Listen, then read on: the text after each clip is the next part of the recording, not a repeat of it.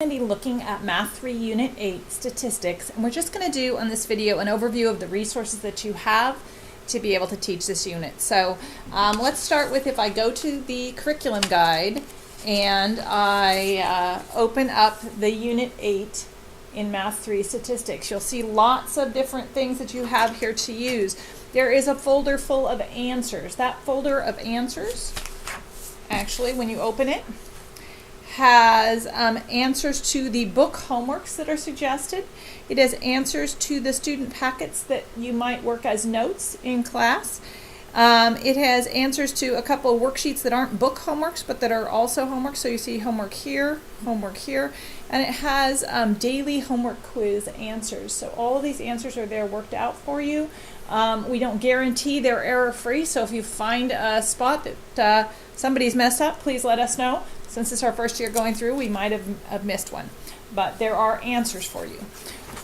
The next thing you'll see is the daily homework quizzes. There's a daily homework quiz. Some people like to use those as a way of checking for understanding on the homework. If you don't use those, you might take those and combine 2 or 3 of them to make a larger quiz on the material.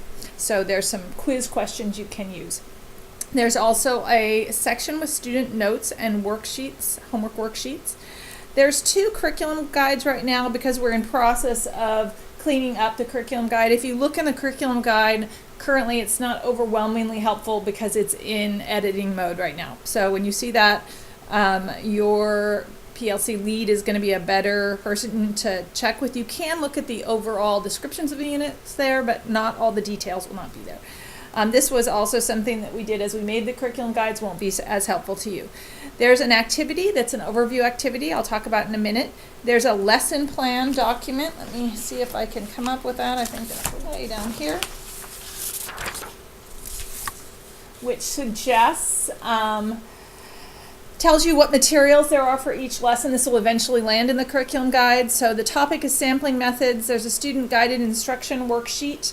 That would be, here's the answers to that student guided instruction worksheet right there. Okay. There is, the material for this is primarily from chapter 1 of our textbook, and here's a suggested book assignment you might use, and there are answers to that somewhere. I don't know where. So maybe there's not book answers to that particular section. In addition, in 8.1 sampling methods, anyway, it goes through each of the things, gives you every time there's a student guided instruction set of notes, activities that you do together in class. Sometimes you might divide those into 2 days potentially, like the 8.3 one we actually have broken down into 2 days here. This activity document I'm going to show you right now. That activity document is a big document. It says when you open it 8.1 sampling methods, and it is a activity that you can use throughout. It's, I think, 13 pages, and you can use it throughout the entire unit. As you learn a new thing, you can apply that to this sampling method. And so after 8.1 as an activity, they have this sheet of rectangles, random rectangles. They're numbered for ease of discussion. The number does not have anything to do with its size or area or anything like that. They're just numbered for ease of discussion. And on 8.1 part of the activity, they have them try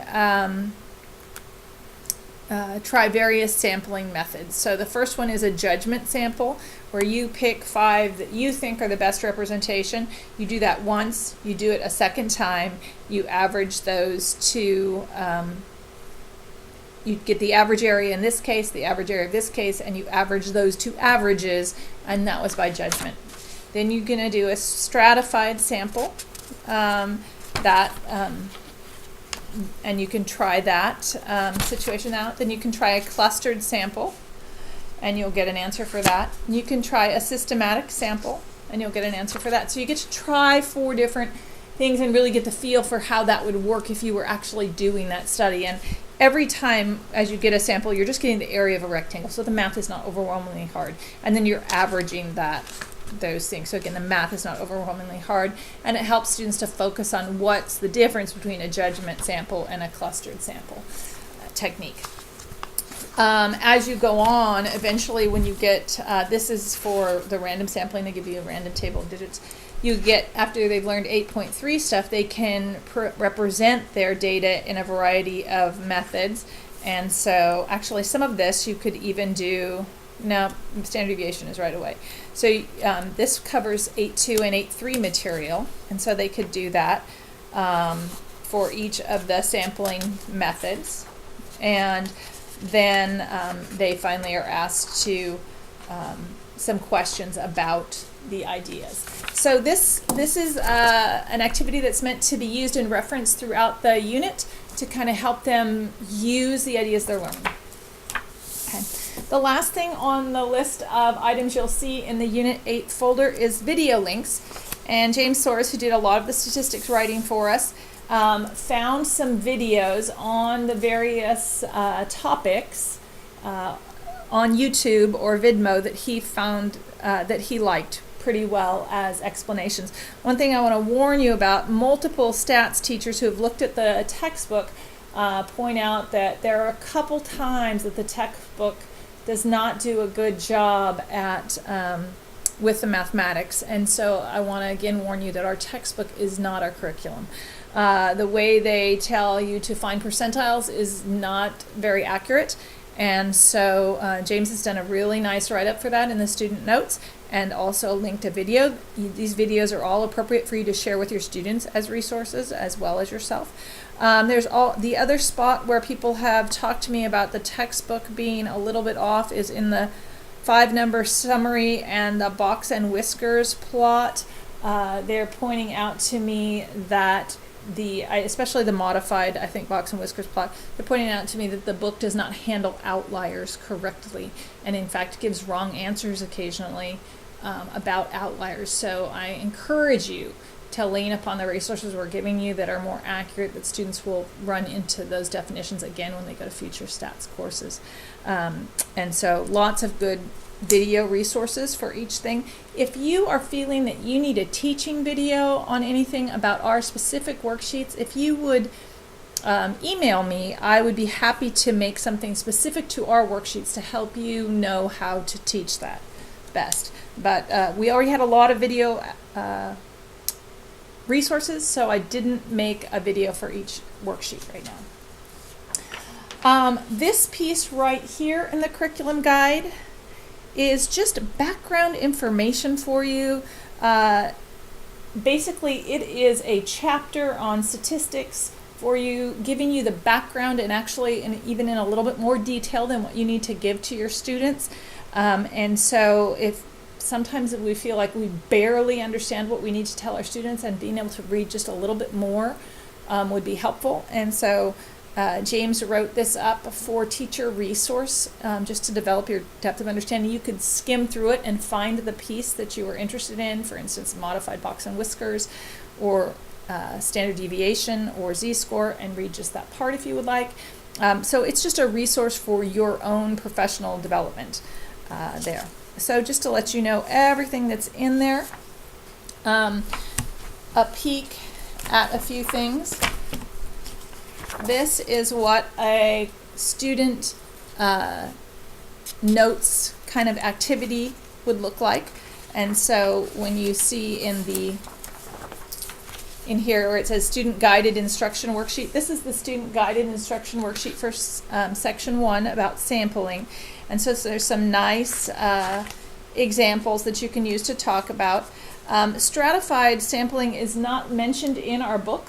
The other 4 are. Stratified is a more specific type of random sample, and so you'll need to read the classroom notes that James has provided to be able to understand that the book alone will not give you all the information that you need. And then you could have the kids maybe work, after you've talked about it, work on these and check, and then after that you can have, there's one more conversation about randomness here. And so then you will again talk a tiny bit and have the kids check and see if they understand that. And then there is a book assignment on that, and so just to give you the idea. So there's a packet like this for each day of notes. Some of them could divide easily into 2 days. Sampling they've never done before in any class. This data analysis piece in section 2, they did do several times box and whisker things before, but sometimes we get to slightly more complicated versions of them. And because it's been several years, we still feel that it's good to go back over this. Maybe in a few years our students will be so expert, having had it in 6th grade and Math 1, that this could be minimized. But right now we still feel like it'll be good to have them go through there. And so we talk about dot plots, stem and leaf plots, and histograms, and how they could be able to do those things. So this is all core classroom work between you teaching and them doing practice problems. Sometimes then I feel like, oh, I don't know if I could get through that much in a day. And so some sections you might find that you need to divide. If you're doing that, then you'll want to look at this and think about how you might divide homework. There is a worksheet for 8.2 for homework that is relatively short. It looks like this. And so it's just a 2-sided worksheet. I stapled mine. It has this and then this. It's a very short worksheet after all of that.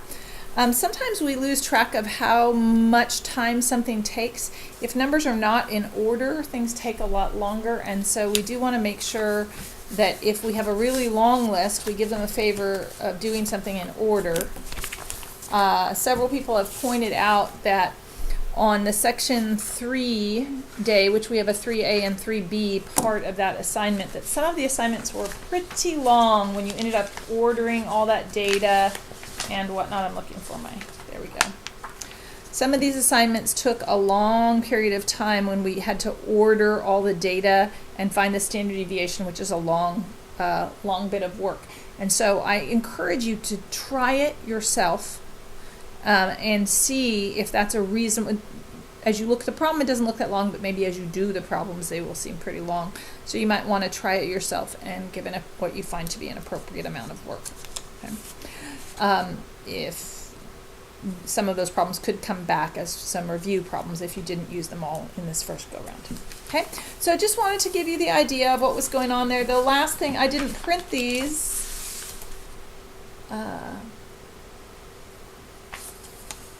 Oh, I guess I did tell you about them though. The daily homework quizzes. The daily homework quizzes are in there also, and that's a really nice resource with daily homework quiz answers. So you'll see you have an awful lot of things to choose from and use as you tackle this unit. And if you are feeling the need for any additional resources, feel free to email me and let me know, and I'd be happy to make some additional videos for you. So thank you very much and good luck.